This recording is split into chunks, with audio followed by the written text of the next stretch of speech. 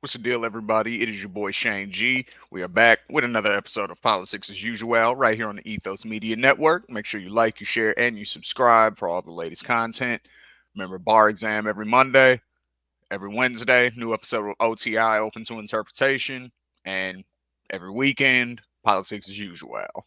As you can see, the setup in the room is a little bit different today. We are in the process of moving, so that is throwing a few horseshoes, throwing a few wrenches in some of the game plans that we've had. It kind of got short notice on everything, and we had to start, making things happen. So, with all that being said, here we go. Um, if you've been following me for a while, you know how I feel about the whole Russia situation, Russiagate, as it's been called. Um, and just in the event you're not aware of my stance, pretty much I felt that the whole thing was basically a hoax from very short into the investigation and into the news cycle of Donald Trump being a Russian asset. At the very, very beginning, for like maybe a month or two, I kind of was like, yeah, I don't know. Like this seems like there's some, where there's smoke, there's fire type situation, right? But then about 2 months in, I started really getting, a lot of the information that they just weren't publishing, such as the fact that it was discovered through, I'm not exactly sure what the term is called, but essentially the process of it is, they're able to, it's kind of like data mining in a way, um, where they essentially were able to realize that none of the um, emails or files from the DNC were actually hacked, because at which the speed that the files were downloaded, it would be impossible to do it over an internet connection anywhere on earth. So that meant it had to have been done with like a micro USB chip type of situation, right? So what that also means is somebody from the inside most likely did it. It's not like they hired Russians on the Hillary campaign, right? So that was one big piece of evidence that kind of let me know probably wasn't Russia. Two, the FBI never, still to this day, investigated the servers. CrowdStrike, which is a private company, investigated the servers and came to the conclusion that Russia hacked them. The FBI themselves never actually looked. So there's a myriad of reasons. There was no actual evidence in the traditional sense of the word evidence that Russia and Trump were colluding to make him become president, really on any level. There was way more evidence due to those email leaks that Hillary and her campaign actually made it up during the campaign, and then that was the lie that they chose to stick to after she lost, and then it caused this whole investigation situation. Um, so that was basically my opinion from like 3 months into the whole Russia situation. Obama said, it wasn't a big deal. We weren't going to look back after he met with Putin. And he was president still at the time. So, if they were meddling in our elections, I'm pretty sure they would have had a conversation about it, right? Obama said, no harm, no foul. We're not tripping.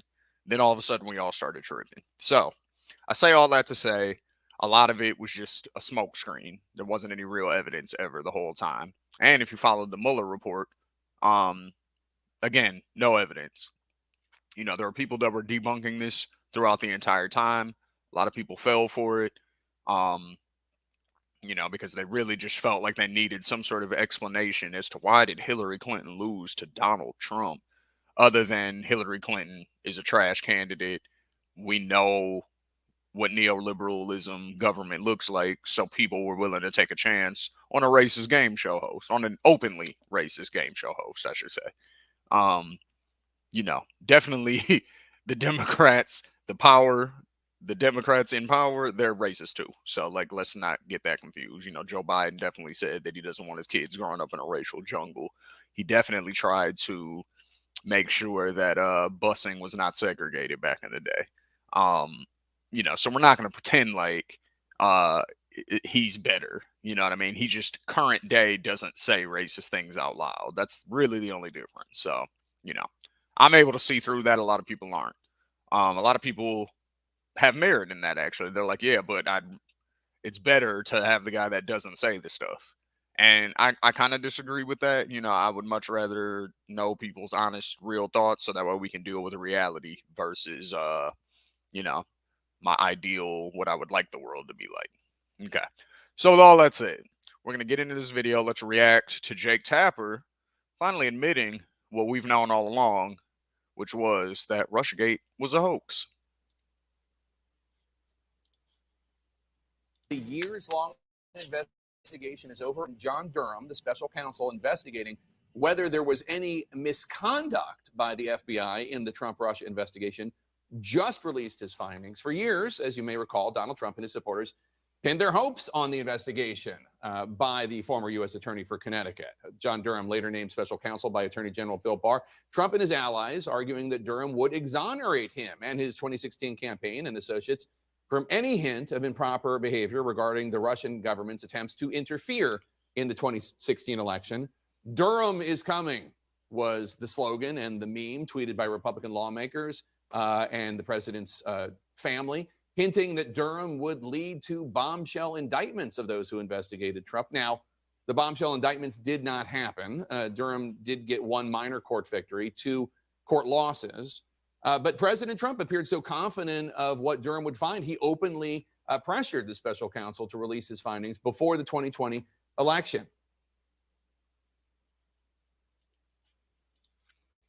So that's definitely interesting.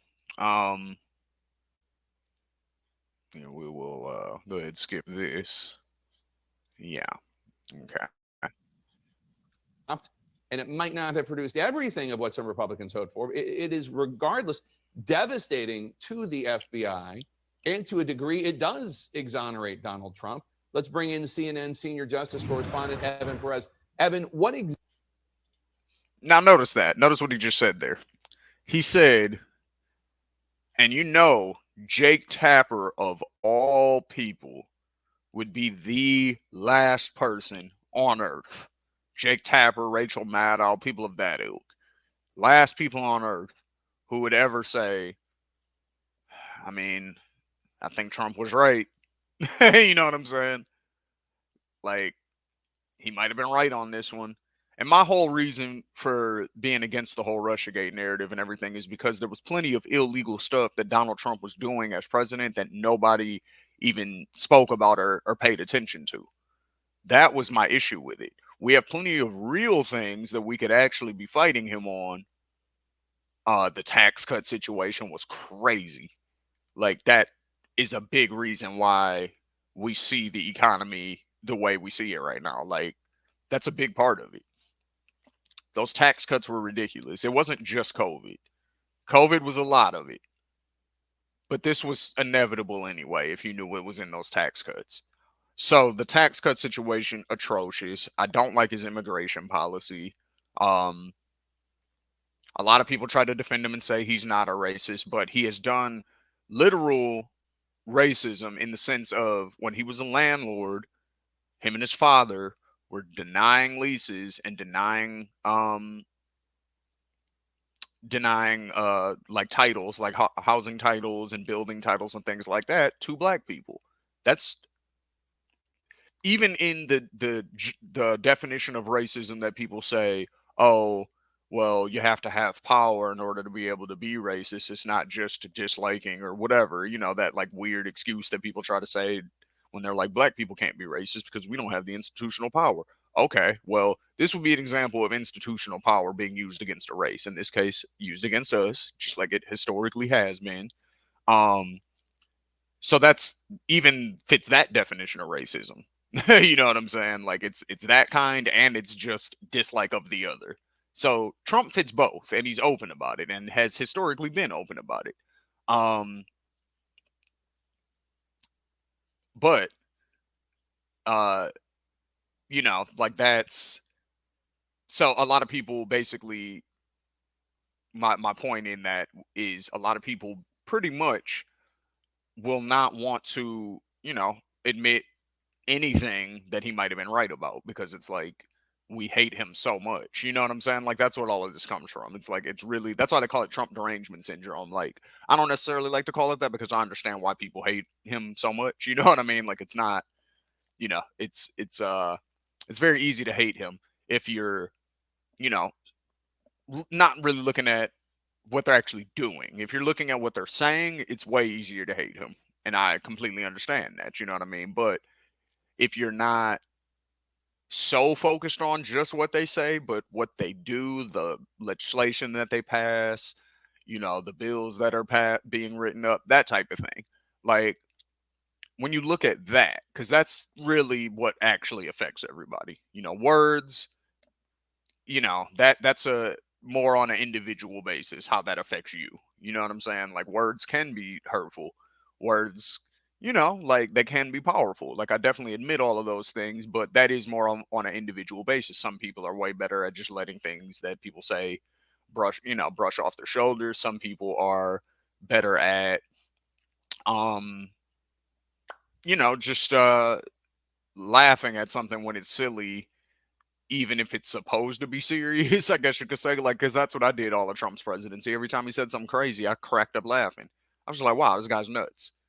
He's an idiot. This is crazy. Like, but that was it pretty much. I wasn't getting outraged and all of that kind of stuff, right? Anyway, so everybody handles that differently. But so I think that's part of the reason why, you know, it hurts people like Jake Tapper to actually admit, like, he might have been right. He might have been right. The FBI might have been, doing underhanded tactics and all of this kind of stuff to try to get the information to make it look a certain way.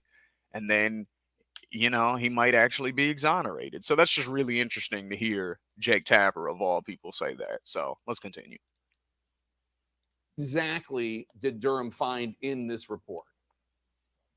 Well, Jake, the bottom line finding from John Durham's 4-year investigation is that the FBI moved very quickly to investigate these allegations of connections of collusion between the Trump campaign and Russia, and that they did so by ignoring a lot of evidence that would have led them to drop that altogether. He's saying that Wow. Ignoring a lot of evidence that would have led them to drop it altogether. You mean evidence such as it most likely being downloaded in person from the drive to a US, from the PC directly to a USB drive rather than being hacked internationally due to the speed at which the download occurred? Do you mean that evidence? Or do you mean the evidence that the FBI was never able to actually look at the servers in the first place, so there was no need for an investigation to ever start because they were never able to look at it? Or the fact that a private company that Hillary Clinton paid, called CrowdStrike, actually were the ones who did the investigation and then just gave their information to the FBI, and the FBI continued it on anyway. That evidence? Because there was plenty of evidence to suggest this should have never gone. I 100% agree with Durham on this one. Let's continue. they may have had reason to open a preliminary investigation, an assessment. Perhaps these are very, very low level investigations. But certainly, what he finds is that there wasn't enough there to support the FBI's decision to open a full blown investigation of this of the Trump Russia ties back in 2016. I'll tell you one part of what he writes here. He says that it seems highly likely that at a minimum, confirmation bias played a significant role in the FBI's acceptance of extraordinarily serious allegations. Confirmation bias played a huge role. And do you guys understand what that means? Confirmation bias is basically, obviously, when you think something already. Like, okay, Hillary Clinton loses. She says Donald Trump received help from Vladimir Putin and the Russians, and that is why he was able to win. Okay. So if I already don't like Donald Trump, or I don't like the Republicans, or I am a Democrat, or I side with Democrats in America, right? Most of which, voter wise, would consider themselves lefties. Congress wise, they know what's up. They lie and act like they're lefties, but they're not, right? Okay. So let's say I'm more on the Democrat side, and I already don't like Republicans. I already don't like Trump. So I will assume that what they're saying about him is true. Oh, that's why he won. Because there's no way that he could actually beat Hillary Clinton, like, fairly. Like, that's craziness. Like, my country couldn't be that bad. So, probably Russia hacked some stuff. Like, that's confirmation bias, right? So then all of the evidence that I'm looking for at that point is going to be geared towards proving that. It's not going to be whatever evidence I find will help me draw the conclusion that I'm trying to find. It's all the evidence that I find. If it contradicts Trump being a puppet of Russia, then I'm basically going to ignore that evidence and I'm only going to pay attention to the stuff that supports the argument that Trump. So that's what confirmation bias is. And basically, what Durham is saying is that's how the FBI treated this whole investigation. They treated the whole investigation with confirmation bias, which allowed it to go as far as it went in the first place. That's what I'm reading out of this situation. So let's continue. Is derived from uncorroborated information that had not been subjected to the typical exacting analysis that the FBI usually uses. He goes on to say that the FBI discounted. So what that means to me, that's what it sounds like to me, is they were skipping steps in the process in order to be able to keep this going or try to, get some sort of charges on Donald Trump. That's what that sounds like to me. Counted or willfully ignored material information that did not support the narrative of a collusive relationship between Trump and Russia. There's a lot of very sharp criticism here of the former FBI leadership, James Comey, Andy McCabe, who were running the FBI and who oversaw a lot of these, a lot of the steps that the report goes into, Jake. But as you pointed out, bottom line, there are no additional charges. Nobody is bringing charges against Comey or anybody else. Okay, we can stop it there. So, yeah, I find that very interesting. I find it very interesting that now, while we've been saying this the whole time, in my various political, and this is documented. You can absolutely go check on the Midwest Coast podcast, um, on Apple and on SoundCloud. We, discontinued that podcast when I started Ethos Media Network, but those episodes are, I believe, all still up and available. So you can check right now and see what I've been saying about Russia since Trump got elected in, what was it, 2017 he took office. So this is what I'm saying. This is what I'm saying.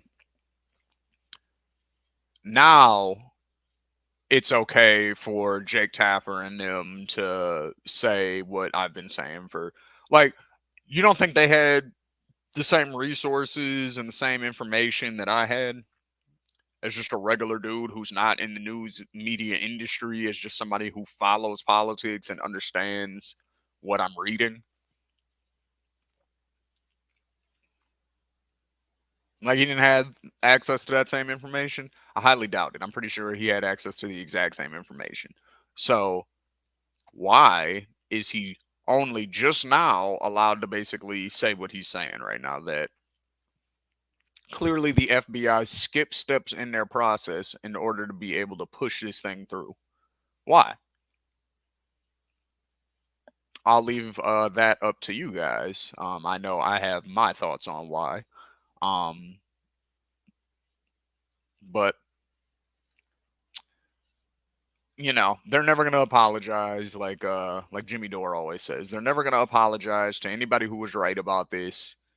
And they're, never gonna admit that they were wrong about this. They'll either just stop talking about it altogether, or they'll act like they were on the correct side the whole time, even though there's video evidence of them not being, even slightly critical of any of the narrative that they were hearing. So it's a really interesting thing. But with all that being said, this is Shane G. This has been Politics as Usual right here on the Ethos Media Network. Make sure you like, you share, you subscribe for all the latest content. Drop a comment, and we will catch you next weekend.